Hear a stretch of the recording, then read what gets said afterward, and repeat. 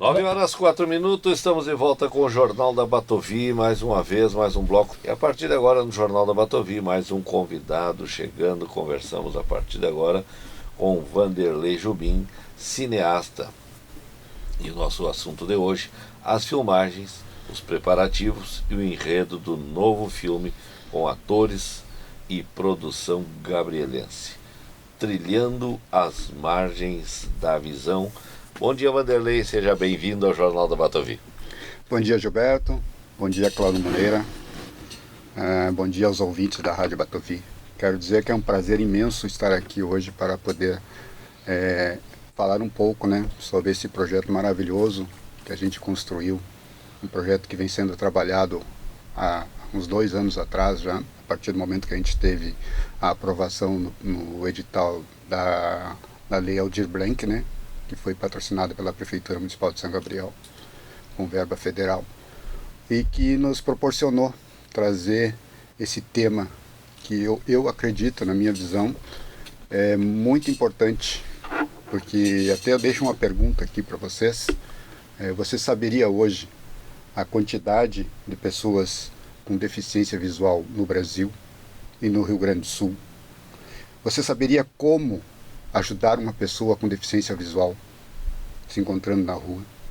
Essa é a pergunta que eu deixo. Porque o Cláudio Moreira, claro, teve essa experiência com seu pai, que inclusive eu admirava muito. Eu conheci ele guri, Isso. e ele vereador. Isso é fantástico. Então, o Trilhando sobre as Margens da Visão, ele começou a ser desenvolvido a partir dessa lei que eu falei, e a partir de um grupo de WhatsApp, que eu faço faculdade de cinema, já estou no 4º semestre, cinema e audiovisual da Unicesumar, em que nesse grupo a gente conversa, e tinha uma menina no grupo que é deficiente visual, ela é baixa visão. E ela me chamou no privado e me disse que ela é escritora, e tinha vontade de colocar aquele livro pequeno que ela tinha escrito no cinema, mas não sabia como. E como ela viu que eu tinha uma produtora, ela me chamou e me pediu ajuda para desenvolver esse projeto. E casualmente eu já estava pré-inscrito nessa lei. Eu disse para ela: vamos desenvolver o teu projeto então. Aí ela me mandou todo o script dela lá, me mandou toda uma cópia do livro dela, e eu comecei a preparar o roteiro para cinema, porque a literatura e cinema, elas conversam, mas não são a mesma linha, que o cinema vai trabalhar com imagem, com emoções, não que o livro não tenha emoções, mas o cinema trabalha com áudio, com a trilha sonora, e eles conversam iguais e diferentes ao mesmo tempo, Aí a gente roteirizou esse projeto dela e conseguimos, graças a Deus, começar os trabalhos. Diga-se de passagem, desculpa, Cláudio, sei que você tem uma pergunta pronta já, mas diga-se de passagem, um trabalho difícil, ao mesmo tempo, mas audacioso, acima de tudo, tentar conciliar esses dois lados. Fazer um filme para quem tem a visão, e especificamente voltado com a história daquelas pessoas que não têm a visão, não têm tem essa deficiência visual. Realmente é um tema bastante audacioso na minha modesta visão. Eu tenho desde que eu comecei a minha parte de cinema, eu trabalho no audiovisual desde 2002. Em 2002 eu entrei na RBS, aí desenvolvi o trabalho como autônomo, como vendedor comercial e tudo mais. Depois, em 2007, eu comecei a fazer as minhas produções próprias, e em 2019, com aquele caos da pandemia, eu sempre digo que a pandemia para mim foi um divisor de águas, foi uma virada de chave, porque eu saí do meu comodismo, atender minha clientela, para entrar no mundo do audiovisual, através da lei, agora não me recordo qual foi a primeira lei que teve do audiovisual, acho que foi a Paulo Gustavo, acho. Foi sim. Paulo Gustavo. Então a gente desenvolveu, desenvolvemos o documentário que está no YouTube, inclusive, né? Que é, perdão, deixa eu ver aqui que eu me esqueci. O Dia Depois da Manhã. O Dia Depois da Manhã foi lançado no YouTube em 2021. Depois dele a gente fez a Bruxa do Cambaizinho, em 2024, e tivemos outras participações em produções locais na parte técnica, né? Isso aí foi muito importante porque ele me trouxe a vivência do que é fazer cinema. E eu senti a necessidade de entrar na faculdade, né, para concluir os estudos, aperfeiçoar essa técnica. E esse tema que a gente abordou, né, sobre a deficiência visual, a gente, além de ter o roteiro pronto, né, com as informações que a menina, ela é lá de Minas Gerais, de Juiz de Fora. Ela não pôde vir porque fica difícil ela se deslocar lá e a verba era curta, não tínhamos como a gente bancar a vinda dela. Então, mas ela me deu todo o suporte, passando as informações do que acontecia com ela na cidade dela. E aí a gente precisava de algo aqui, nosso, para poder apresentar para o nosso elenco, né, para eles sentir na carne o que seria, né, ser um deficiente visual. A gente buscou o seu Nilton, né, acho que todo mundo conhece o Nilton ali, da pousada ali do hotel. Da dona Nelly. Isso, a gente esteve ali conversando com ele, tiramos uma tarde inteira com ele ali, e ele foi nos narrando tudo aquilo que acontecia com ele no dia a dia, como é que começou a história dele e tudo mais, porque ele não era deficiente visual, um acidente de carro que deixou ele deficiente visual. Então a gente, conversando com ele, foi colhendo informações para passar para o nosso elenco, né? Inclusive, depois que o pessoal chegou, o pessoal de Santa Maria, veio dois atores de Santa Maria que a gente trouxe, né, para fazer o personagem principal e também para fazer o nosso Jorge Assaltante, né? que foi o que deu mais emoção ao filme, vamos dizer assim. Esse é um assalto fictício, né, que não aconteceu nem no seu Nilton, nem com a menina lá, mas a gente precisava ter uma emoção no filme, né? Então a gente trouxe acrescentou essa cena. E aí o seu Nilton esteve junto com a menina lá e ensinou para ela como é que o caminhar com a bengala também, uma coisa que a gente aprendeu, que a gente não sabia, que eu acho que, não sei se vocês sabem, a comunidade sabe, mas existe a diferença de cor na bengala deles, né? Sim. A bengala branca é uma pessoa cega. A bengala verde é uma pessoa com baixa visão. Ela enxerga, mas tem pouco. A chamada visão subnormal, que é como se diz na ciência médica da questão ocular. Vanderlei, claro que você já vem de uma caminhada aí no cinema. Recentemente você lançou o filme Resgate, que foi lançado com êxito ali no cinema, uma adaptação de um conto do Beraldo Figueiredo. Perfeito. Né? Agradeço muito o fato de ter ali, em uma das cenas, passa um momento em que o ator está manuseando um livro meu, né?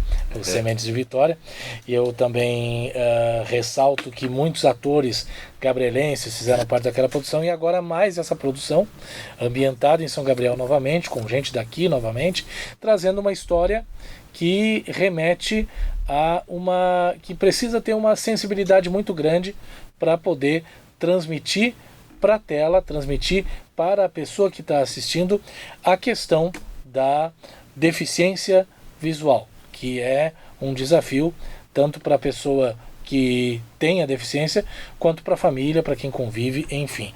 E momentos ali que foi paralisar o final de semana aqui, com a filmagem do assalto ao ônibus, que mobilizou bastante gente, e foi também uma criativa ação de marketing, podemos dizer assim, para a divulgação do filme como um todo, aí, mobilizando aí as pessoas e a própria brigada para a cena do assalto ao ônibus, ali na rua... na Júlio de Castilhos, ali próxima à parada do Perpétuo Socorro. como é que está sendo o trabalho, a ambientação com os atores locais, sobretudo porque isso precisa de oficinas, precisa de estratégia de ensino sobre como se portar em determinada cena e tal, e tudo isso já convergindo dentro do plano. Como é que está sendo essa experiência de gravar mais esse, se Deus quiser, sucesso da tua produtora? O Trilhando Sobre as Margens da Visão é um curta-metragem. A princípio ele está programado para ser 15 minutos, né, para poder concorrer em festivais, né, entrar no circuito de festivais e depois, logo mais, entrar para o YouTube ou algum streaming. A construção do elenco, né, eu acho que é mais ou menos isso que você perguntou. Isso. A construção do elenco, a gente fez a escolha junto com a Sabrina Santana, a professora Sabrina Santana. Eu precisava de um preparador de elenco, né, e eu não queria trazer gente de fora, até mesmo pelos custos, né, porque o preparador de elenco hoje, por baixo, assim, para fazer 15 minutos, eles cobram no mínimo R$3.000, né, além de toda a despesa de hospedagem. Deslocamento. E a professora Sabrina, eu já conheço ela de longa data e acompanho o trabalho que ela faz nas escolas. Eu achei bastante interessante desafiar ela. E ela topou o desafio e fez com maestria, né? Ela desenvolveu essa parte criativa dos atores. Eu passei o roteiro para ela, passei a ideia da produção, né, da direção e o que a gente queria. E ela desenvolveu com eles esse lado estético do elenco, né? Com relação a esse elenco que tu disseste, trouxe de fora para fazer o ator principal, a pergunta do Gilberto, que não tem a mínima noção de como se faz uma produção. Essa pessoa, ela veio aprender. Não existia a possibilidade de uma própria pessoa com deficiência fazer esse papel? Olha, a princípio eu cheguei a pensar em trazer a própria menina de Minas Gerais para fazer esse papel. Mas é muito difícil tu conseguir passar a ideia para ela em pouco tempo, né? Apesar da história vir sendo construída há 2 anos, né, nós tivemos pouco tempo para preparar um elenco. Ela precisaria ficar aqui no mínimo 6 meses. E aí fica difícil tu deslocar uma pessoa. E a manutenção dela, né? A exatamente, despesa de manutenção. Né? E é uma menina, e sinceramente, São Gabriel, não sei se tem alguma menina que tenha problema de visão. Né? Não, que a gente sabe. Tem. Tem? Está nos ouvindo, inclusive. Ah, que bom. E seria uma grande atriz, com certeza. Eu não vou dar nome aqui por Tá, questão de tranquilo. ética, mas é uma pessoa muito querida. Veio essa semana, inclusive, aqui na emissora. Conversamos bastante com ela e a mãe ali na frente. Até quando porque para a seleção do elenco, eu nunca gosto de dizer eu vou convidar o Gilberto, vou convidar o Cláudio, Exato. Não, primeiro eu tenho na minha cabeça algumas pessoas que me interessam. Sim. Mas eu crio um formulário e logo lanço no Facebook, né, e lanço no Instagram, com a oportunidade de quem quiser se inscrever para concorrer à vaga, né? E graças a Deus eu tive um bom retorno. De São Gabriel eu tive 150 pessoas inscritas. Porto Alegre veio gente também, agora não me lembro quantos. E de Santa Maria veio uns 10 mais ou menos que interessaram em fazer o papel dos 2 protagonistas, no caso, né? Porque são 2 protagonistas. Nós temos, aliás, o protagonista, que é a menina, e temos o antagonista, que é o ladrão, né? O assaltante. E temos o mocinho, né? Exato. Não poderia ser diferente. Claro. Então essas pessoas, o grupo de elenco central ali no caso, que seriam os principais, vamos dizer assim, são 6, né? Tem a mãe da menina, tudo.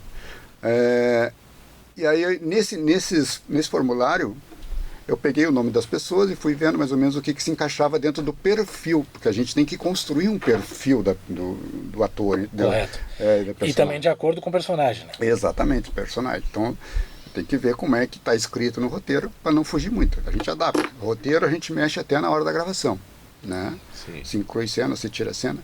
Se inclui fala, se tira fala. E esse elenco, né, que foi escolhido, de São Gabriel são 23 pessoas que trabalharam.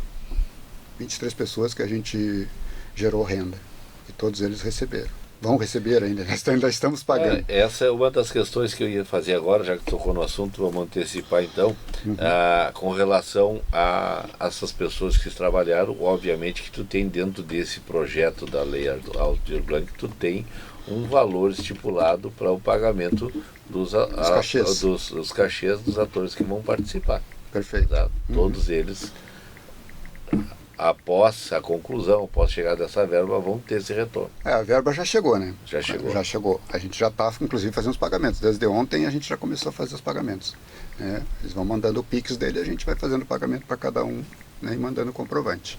Aqueles que não tiveram Pix, a gente vai fazer com o pagamento com recibo normal. Isso, até porque tem que comprovar tudo. Exato, vai tudo para a prefeitura. Tudo para a prefeitura. Tudo vai ser exemplificado e recebido ali pela prefeitura. Né? E não só, desculpa te interromper, não. Mas não só o pagamento de cachês, eu quero dizer assim, que essa verba, ela movimentou o comércio, porque a gente levou o pessoal para comer. A gente, ali no hotel, a gente falou com o proprietário, com o seu Nilton, né? E ele autorizou, a gente fez uma reunião lá de pré-estreia, vamos dizer assim, das gravações, e a gente colocou o Didi, que vocês conhecem, o Didi se propôs a fazer um entreveiro para nós, né, no pão ali, e aquilo ali a gente foi buscar carne aonde? Mercado. No pão, aonde? Na padaria, né, o refrigerante, tudo mais. Então, além disso, também teve o figurino. Né? A gente precisava de uma roupa específica para menina. Né? A gente fez na malharia. Então, tudo isso rendeu renda para o município. Quer dizer, a verba não ficou na mão do Vanderlei, só o Vanderlei, que muita gente pensa nisso. A indústria do cinema gira para as comunidades, é muito importante. Né? Com certeza, com certeza.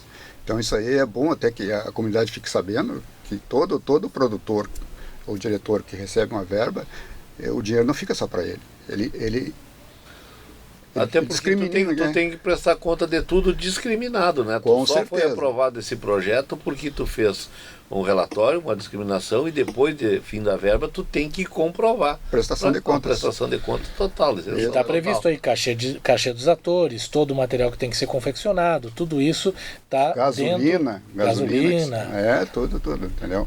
Muita coisa eu digo assim, que muita coisa a comunidade ajuda, entendeu? Nosso empresariado, alguns apoiam. Pergunta para os nossos ouvintes agora. Quando estreia, quando do lançamento, a previsão, mais ou menos? A gente finalizou as filmagens no sábado, né? Aí, agora vem a parte de produção. Isso, né? Agora ele entra para dentro do computador, vamos fazer a produção e depois a pós-produção. Então a gente está ali com as imagens brutas. Exatamente. Foi gravado tudo em C-Log 3, que é um arquivo que fica como se fosse preto e branco, entendeu? Para a gente poder trabalhar a iluminação, cor e tudo mais. Né? Aí é um outro profissional que já entra no projeto, que vai fazer a parte de colorização. Depois vem a parte de tratamento de áudio. Aí é um outro profissional, né? Um técnico de som que vai trabalhar o áudio. Efeitos sonoros, trilha, entendeu? Caracteres, toda isso aí eu acredito que em 3 meses a gente deva terminar. E aí a gente quer fazer um lançamento aqui no Cine 7 Gabrielense, como a gente fez com o Resgate, né? Só que, como eu digo, falei nas lives que a gente foi entrevistado, o Cine 7 ele só tem 100 lugares. Então a gente não pode abrir para a comunidade todo mundo, né? Então ele vai ser, porque a gente paga a exibição. Sim. Né? O Cine 7 cobra um valor mais simbólico, mas a gente paga a produção para que os nossos convidados e os atores, os familiares vão lá. Então está previsto para daqui a uns 3 meses. Obviamente, né? Vai estar convidada para estar lá com certeza. Vamos convidar os amigos aqui na Batovi, com certeza. Até para a gente fazer a cobertura desse momento, conversar sem com dúvida, os atores. Isso aí é importante a gente trazer para o nosso jornal aqui também. Depois, inclusive eu falei com a diretora, com a secretária Adele, a gente vai fazer uma oficina dentro das escolas. Né? Nós temos dentro do projeto, eu coloquei, seriam 10 horas de oficina dentro das escolas. Então depois eu vou sentar com ela e a gente vai alinhar quais as escolas, quais os horários que a gente vai lá falar sobre cinema com a gurizada. que São Gabriel está, como eu disse, né, está fora do eixo cinematográfico, está fora. A gente tem que buscar trazer. Então, essa gurizada nova que está chegando aí tem forte condições de desenvolver um projeto e, né, que sai ser um cineasta gabrielense, né, lá em Hollywood. Lá. Olha aí. Mas aí são 9h25, Vanderlei. Mais uma vez, em nome do Jornal da Batovi, nosso muito obrigado pela disponibilidade de trazer, né, essas informações para a nossa comunidade. Parabéns pelo trabalho, pela resiliência, um projeto que vem há 2 anos amadurecendo e, se Deus quiser, vai ser um sucesso, pelo menos é o que a gente espera aqui. Muito obrigado, eu agradeço, né? E respondendo aquela pergunta que eu tinha feito no início para vocês, o Brasil hoje tem 6,5 milhões de deficientes visuais. Não é pouca gente, né? Meu Deus. A região sul nossa apresenta 5,4% desse percentual. Então, essa questão é importantíssimo, porque quando você vê uma pessoa com deficiência visual na rua, muitas vezes na ânsia de querer ajudar, tu atrapalha. Né? Porque, conversando com o seu neto, ele falou isso. Geralmente ele está com a bengala dele na mão direita. Se tu chegar e pegar o braço direito dele, tu tira toda, entendeu? Porque ele não tem a visão, ele só tem a audição e o olfato. Então ele tira toda a sensibilidade dele. Ele me disse, tu nunca pega a mão da... se tu quer oferecer ajuda, tu chega nele, posso te ajudar? Aí a pessoa vai dizer sim. Aí tu só dá um toquezinho no braço esquerdo dele, que ele vai agarrar teu braço. Ele vai agarrar teu braço. Aí tu vai atravessar. Exatamente. Ele. O cego, não é a gente que agarra nem empurra o cego. Exatamente. Ele pega a gente e ele vai sentindo o nosso deslocamento para onde ele tem que ir, através do apoio que é dado nessas ocasiões. Então, essas informações também são extremamente importantes. Tu vivenciou isso, né? E eu agora me visualizar, veio uma imagem aqui, o saudoso Joãozinho da Ponte, né? A mão no ombro dos filhos, né, caminhando, e ele caminhando normal, só a mão direita no ombro do filho, né? Isso.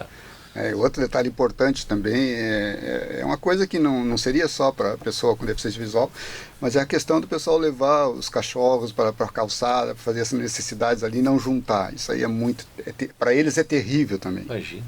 Né? Para a gente Sim, imagina, é triste, mas imagina uma pessoa com deficiência visual. Então eu quero agradecer a oportunidade que os amigos proporcionaram, agradecer a Rádio Batovi por estar junto com a gente, desenvolvendo esse projeto aí, ajudando, né, na divulgação. Cláudio Moreira, muito obrigado. Esteve conosco no resgate, com certeza vai estar agora. Sem dúvida, sem dúvida. Gilberto, muito obrigado pela tua atenção. Tá? E aos ouvintes da Rádio Batovi, eu fico à disposição. Se alguém quiser entrar em contato comigo, ou me seguir nas redes sociais lá, por ali eu passo muita informação também. Obrigado a todos. Vanderlei Jobim, cineasta, com o trabalho do seu mais recente filme em produção, Trilhando sobre as Margens da Visão. 9h27.